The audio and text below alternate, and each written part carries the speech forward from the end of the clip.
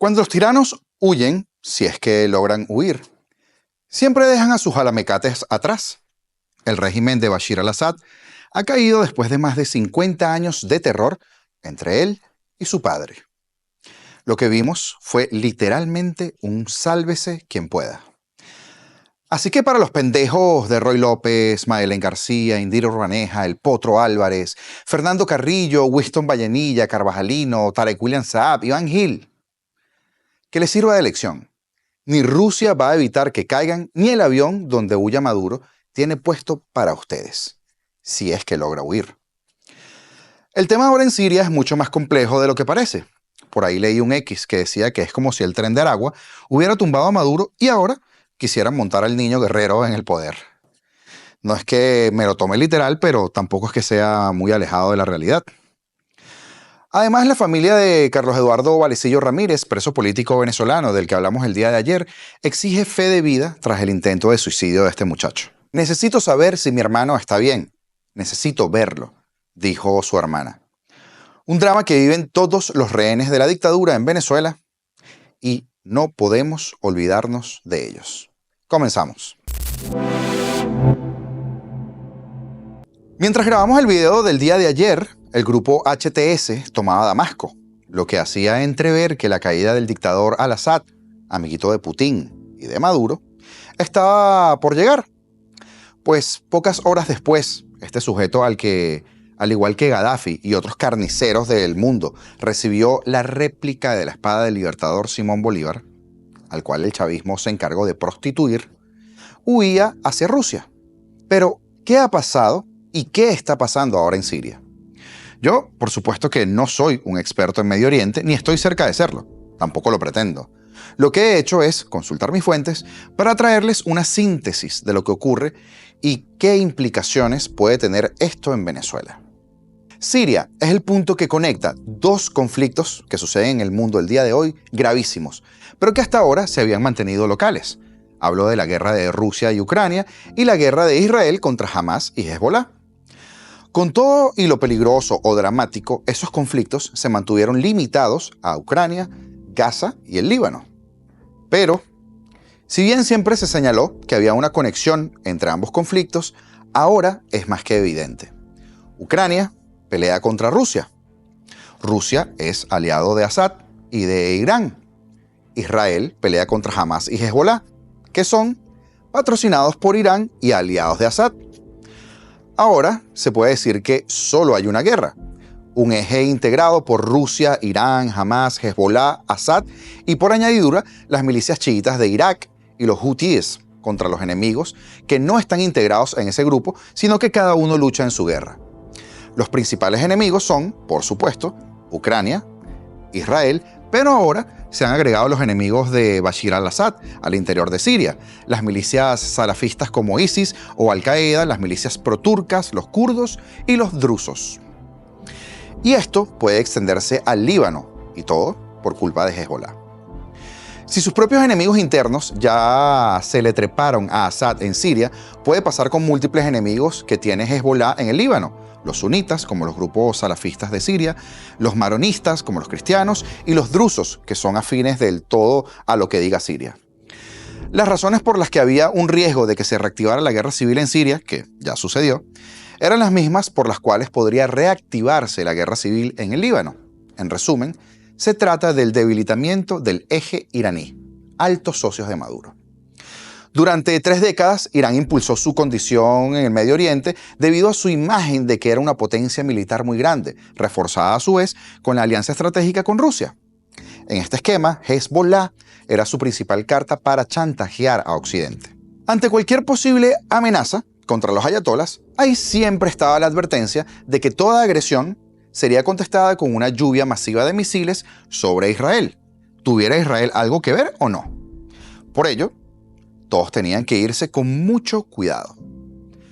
Algo muy parecido a lo que algunos chavistas quieren hacer creer, que de haber una incursión para derrocar al tirano Nicolás Maduro, Rusia, Irán o China intervendrían. Y bueno, ya estamos viendo. Pero seguimos. Las cosas cambiaron desde el 7 de octubre de 2023. tras ese salvaje atentado terrorista palestino, Israel se lanzó a una guerra a fondo para destruir a Hamás. Esto era un riesgo, pero Israel diseñó una estrategia muy eficaz evitando que Hezbollah se inmiscuyera en el pleito. Originalmente, Israel se habría conformado con destruir Hamás. Eso ya representaba un gran logro estratégico porque destruía al principal foco de agresiones contra el Estado judío. Pero ahí fue donde Nasrallah cometió un error catastrófico. Se aferró a una guerra sin sentido, así como se aferra Maduro al país. Y para cumplir esa estúpida amenaza de que Hezbollah no dejaría de bombardear Israel mientras no hubiera un alto el fuego en Gaza, ese conflicto se enredó más de lo necesario. Y hace unos 4 meses, Israel se dio cuenta que Hezbollah había sido debilitado fuertemente. Así que comenzó la verdadera guerra contra Hezbollah. Primero, la eliminación del genio militar de ellos, Fak Shukur. Luego, el célebre episodio de los beepers, que todos lo recordamos. Los walkie-talkies. La eliminación de todo el mando de las fuerzas de Radwan. Y finalmente, la eliminación de Hassan Nasrallah. A eso le siguió una incursión terrestre que Hezbollah, sin comandantes capacitados, pudo enfrentar. En el Inter, Israel tuvo un intercambio de bombardeos con Irán también. En ese punto, hace un par de meses, todavía no se podía apreciar cuánto daño había causado Israel a sus enemigos. La situación real apenas la estamos terminando de apreciar gracias a 2 cosas. Una, la reactivación de la guerra civil en Siria, y 2, la sorprendente rapidez con la que colapsó el régimen de Assad. Y es que Assad era el líder seguramente más tonto, pero también el más importante.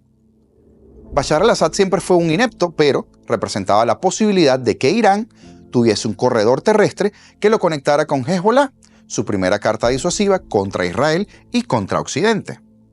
Assad podría ser un cero a la izquierda, pero era quien dejaba pasar las armas y el dinero. Más o menos lo que hacía el chavismo antes de inmiscuirse en el narcotráfico. Dame mi parte y tú sigue por ahí. Assad estuvo a punto de caer en la guerra civil que estalló en 2011.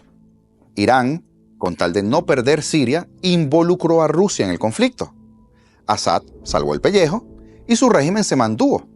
Y Siria siguió siendo el corredor para mantener, bien armado y financiado, a Hezbollah. La caída de Assad es gravísima para Rusia, para Irán y para Hezbollah. Rusia puede o va a perder su principal base naval, Tartus, la que le daba acceso estratégico al Mediterráneo. Irán ya no podrá financiar ni armar a Hezbollah, que quedará manco y cojo ante Israel. El hecho de que Assad haya caído significa que Rusia, Irán y Hezbollah, sus protectores, están muy debilitados. El hecho de que haya caído tan pronto significa que por lo menos Irán y Hezbollah están heridos de muerte.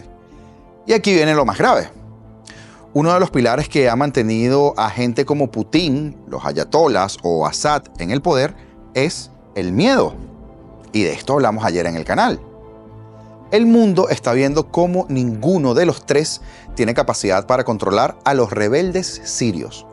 Ojo, no hablo de la OTAN, no hablamos de Israel ni de Estados Unidos. No pueden controlar a los rebeldes sirios. Sin miedo, ¿cuánto podría durar Assad en el poder? Pues lo que vimos, menos de 2 semanas y cayó. ¿Cuánto puede durar ahora los ayatoles? Al primer embate, y eso puede empezar tan pronto Trump tome la posesión del gobierno, seguramente se van a desmoronar. Por eso, Rusia prefirió huir de esa guerra.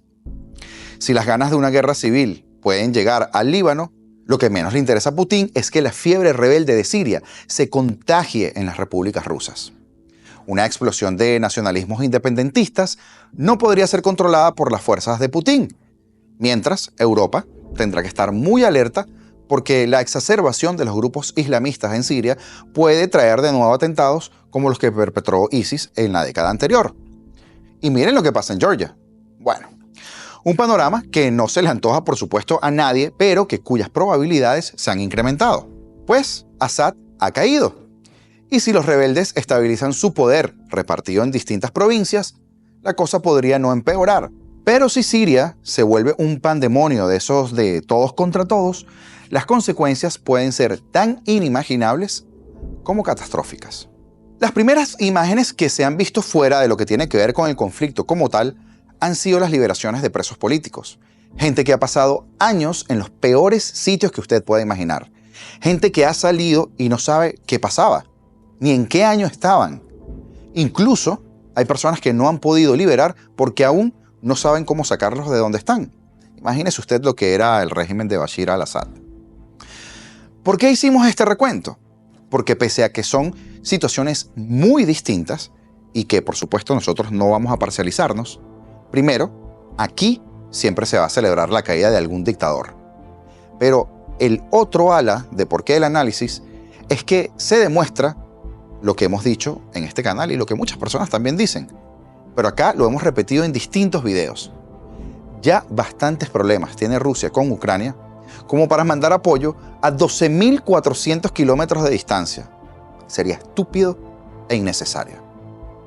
Así que a los hijos de Putin, y eso es contigo, Maduro, estás solo.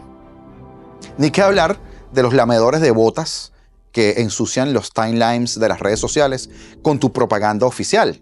Esos de los que hablé al principio y que ya me da asco volver a mencionar. Yo sé que la soberbia no los dejará irse antes por la vía pacífica y que eligieron la otra. Y que, como dijo el militarcito Diosdado Cabello, y cito sus palabras, de aquí nos sacan muertos. Pues vaya tu palabra por delante, Diosdado. Aunque en el caso de Diosdado, primero se orina encima. Eso ya lo sabemos. Y Johan Peña ya lo contó.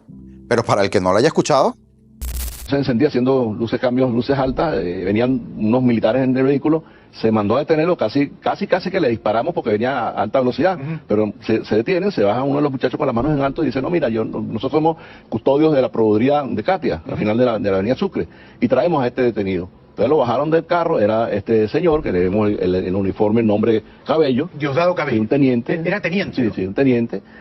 Lo bajaron del carro, el tipo estaba temblando, todo atemorizado, pálido, la cara pálida, no podía decir ni el nombre. Y entonces yo lo veo todo mojado hasta las rodillas. Y le digo, ¿qué le pasó a este? Sí. Entonces el muchacho me dice, no, él se orinó. Y ya para cerrar, Mónica Sánchez, hermana del preso político Carlos Valecillo, exigió este domingo una fe de vida de su familiar, luego de que varias ONG venezolanas reportaron que el detenido intentó quitarse la vida en la cárcel de Tocorón. Esto en el estado de Aragua. La persona de la que hablamos en el programa de ayer, que si no lo viste, dale el chance. Te lo dejo al final de este video en los videos sugeridos. Es Mónica Sánchez Ramírez, hermana de Carlos Valecillo, Eduardo Ramírez. Nosotros queremos exigir, por favor, necesitamos saber si mi hermano realmente está vivo. Estamos aquí a las afueras de Tocorón desde las 11 de la mañana y esta es la hora que aún no hemos sabido nada de él. Solo nos dejaron pasar y el subdirector me dijo que él estaba vivo y que estaba bien, pero no me lo dejaron ver. Necesito saber si mi hermano está bien, necesito verlo. Exijo por favor su pronta liberación. Mi hermano sé que no está en las mejores condiciones, sé que también su salud mental está... Sánchez sostuvo que recibió la información de que para poder ver a su hermano en la cárcel necesitas de una orden de la presidencia, o sea, de Maduro mismo. La madre de Valecillo, Isabel Ramírez, pidió que se emita esta orden para poder visitar a su hijo, en un video que compartió también el Comité por la Libertad de los Presos Políticos en la cuenta de X. Ya varias veces me ha dicho que quiere acabar con su vida y hoy, triste y lamentablemente, trató de hacerlo. Y yo les pido a usted, señor presidente Nicolás Maduro, que me dé la orden para poder entrar al penal a ver a mi hijo. Esto fueron palabras textuales de su madre.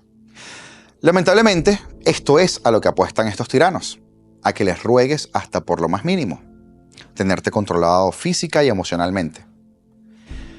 Que no se nos olviden estas cosas el día que caigan. Suscríbete y activa en la campana todas las notificaciones para que así estés pendiente y sepas en qué momento publicamos nuevos videos y para que no te pierdas de ningún contenido.